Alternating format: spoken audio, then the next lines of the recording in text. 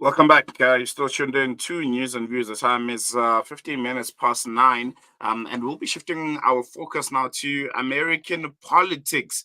I think we also, or if not, we saw some clips of the debate between Kamala Harris and Donald Trump. It is estimated that more than 67.1 people watched the presidential debate between the two. And I think that was really, really interesting. And to help us unpack, the debate, but to an extent, looking to explore the broader implications of, I think, what is the biggest bone of contention right now, the ongoing Gaza conflict and the genocide that is perpetuated by the Israeli occupying forces. We'll be joined by Professor Christopher Isike, an expert in African politics and international relations from the University of Pretoria, joining us virtually. Prof, thank you so much for joining us. Welcome to Salam Media. Really appreciate you giving us your time. Good morning, and thank you for having me on your show. Pleasure's all ours. I think, first and foremost, our point of departure would be, some of the key takeouts from that presidential debate between Kamala Harris and Donald Trump on Tuesday.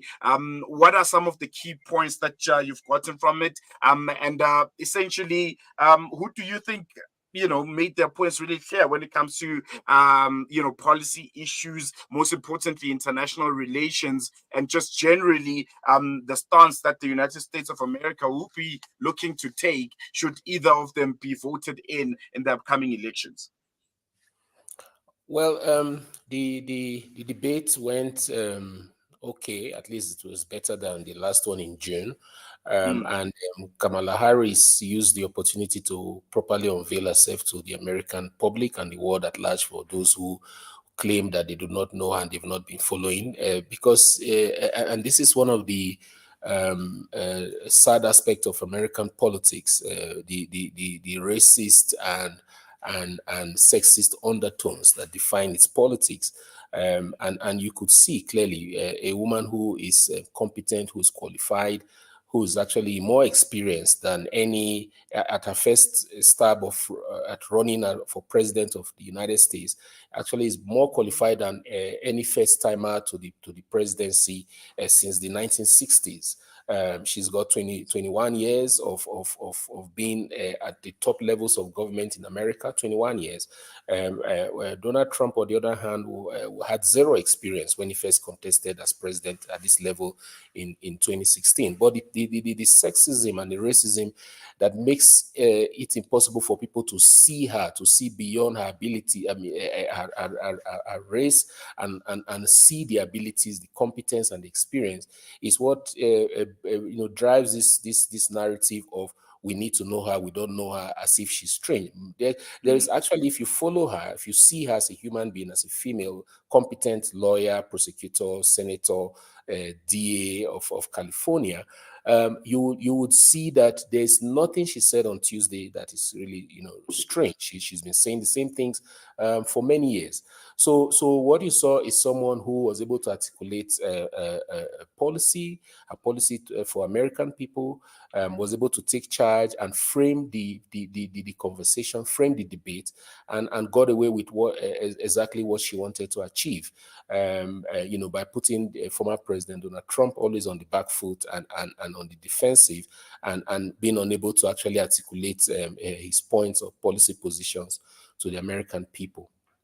And I think, the key issue right now that the world is grappling with, I know there are a lot of other conflicts across the world, but one that is a headliner right now is the ongoing war on Palestine by the Israeli occupying forces. Trump claims that Kamala Harris hates Israel. Is this just a political rhetoric, or does it reflect deeper tensions in U.S. foreign policy when it comes to how they deal with the ongoing genocide and occupation of Palestine? Well, the claim that she hates Israel is just political cheap speak by former President Trump. I mean, if you narrow it down to the very personal, she's married to a Jew. She's been, nurturing two Jewish children for her husband for the last 10 years plus. So it can't possibly be that's the case. I think that in that debate, she showed that she was a leader. A leader has to be empathetic, and empathy would mean that you can shift your position sometimes. And what she articulated clearly was support for Israel for its right to defend itself, but for that same right to be extended to the Palestinian people, because they're also human beings like these, like the Israelis, and that's why she articulated a two-state solution. The thinking is that if she becomes president, that's the kind of policy she would pursue, one that would be fair on both sides, and at least aligns with the politics of empathy, the politics of compassion that defines South Africa's approach to the Palestinian conflict. Mm, mm, mm. How significant is Kamala Harris's call for a ceasefire in Gaza? I think, especially in the context of the broader U.S. stance on the conflict. We've seen in numerous votes in the United Nations how they vetoed them. And she makes the statement very, very passionately, calling for a ceasefire. How significant was that? Well, it is significant, but it also highlights what she and President Biden have been pursuing. They've made this a priority for the Biden administration to try and get this done. You know that they failed to show leadership in this conflict when it started in October, and thanks to countries like South Africa, that took that leadership gauntlet and actually forced the United States to begin to show some more leadership, and it has basically done so since then. So the for her to call for that ceasefire, I think that is just beyond the rhetoric and politics of politicking. But to show that she's actually concerned about the sufferings of the people of Gaza, and to show that she's concerned about resolving this seeming intractable conflict if she becomes president of the United States. So it's an indicator of the path that she would toe if she wins the election in November. Mm, mm, mm. And what do you think, from your observation between the two candidates, who do you think would be best positioned to effectively deal with this ongoing war of Israel against Palestine between, former President Donald Trump and what many consider the incumbent, Kamala Harris? Who do you think is best positioned and could lead us to a peaceful resolution and an ultimate ceasefire or a two-state solution, as many are proposing when it comes to this ongoing war on Palestine by Israel? Well, it's clear. Like I said, the basis of that conflict, and the basis of the conflict itself from the beginning, and its solution rests on one factor.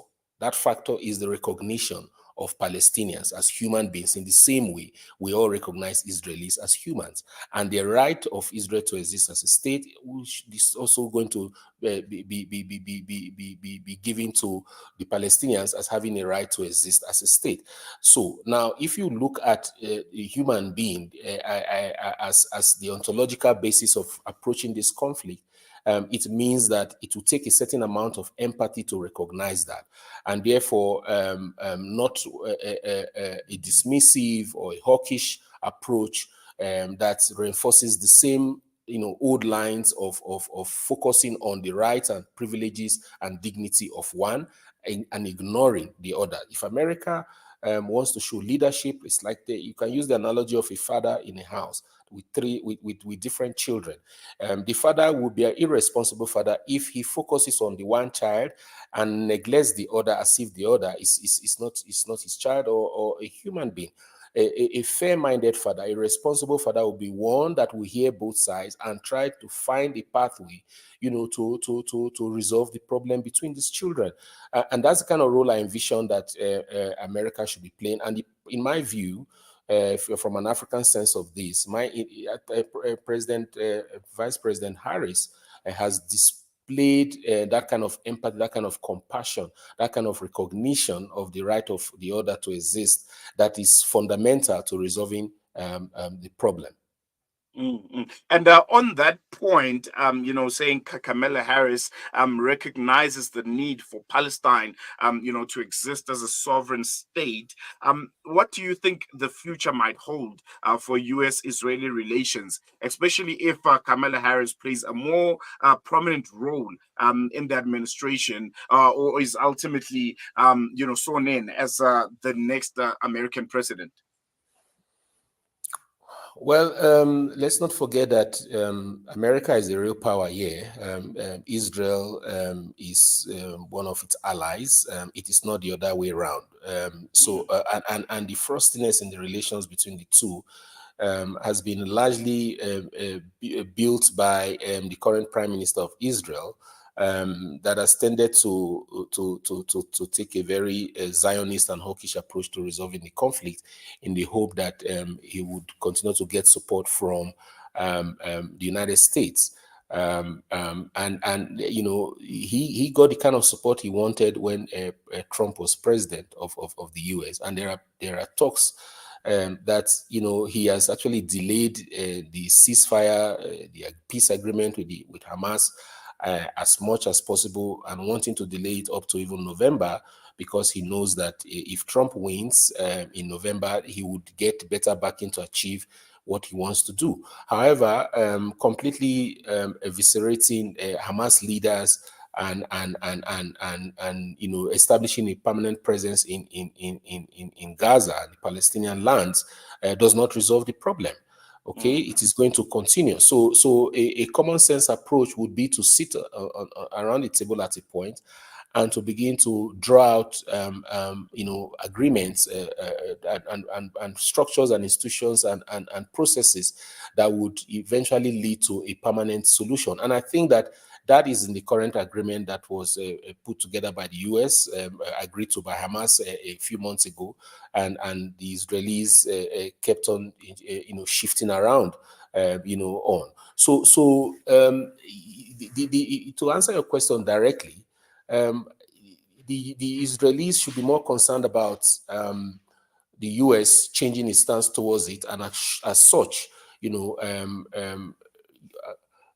reimagining and rethinking the current posture of the Prime Minister, rather than for America to worry about Israel. I think we're going to leave it there, Professor Christopher Isike. Thank you so much for giving us your time and unpacking that debate for us, particularly focusing on the ongoing genocide in Gaza perpetrated by the Israeli occupying forces. Really appreciate it. Okay, thank you very much for having me. Appreciate it. That was Professor Christopher Isike, an expert in African politics and international relations from the University of Pretoria. I'm going to take a quick break. When we come back, News and Views continues.